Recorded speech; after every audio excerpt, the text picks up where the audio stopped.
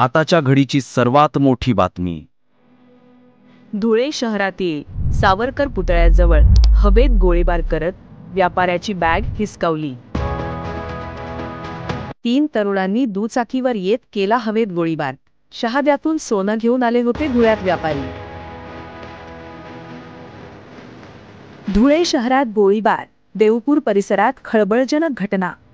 आज रात्री अंदाजे 8 ते 9 वाजण्याच्या सुमारास धुळे शहरातील सावरकर पुतळा परिसरात हवेत गोळीबार झाल्याची धक्कादायक घटना उघडकीस आली आहे. 3 अज्ञात तरुण दुचाकीवरून जात असताना अचानक हवेत गोळ्या झाडून परिसरात भीतीचं वातावरण निर्माण केलं. याच दरम्यान शहादा येथील एक सोन्याचा व्यापारी धुळ्यात आला होता. बसमधून उतरताच सावरकर पुतळा परिसरात अज्ञातांनी गोळीबार करून त्याची बॅग लंपास केल्याची माहिती समोर येत आहे. या प्रकारामुळे शहरात प्रचंड खळबळ उडाली असून नागरिकांमध्ये भीतीचं वातावरण आहे. सध्या या घटनेबाबत देवपूर पोलीस ठाण्यात गुन्हा दाखल करण्याची प्रक्रिया सुरू असून वरिष्ठ पोलीस अधिकारी घटनास्थळी दाखल झाले आहेत. पुढील तपास देवपूर पोलीस करत आहेत.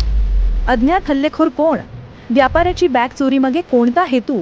गोळीबाराची खरी पार्श्वभूमी काय? याचा उलगडा आगामी तपासातून होणारच.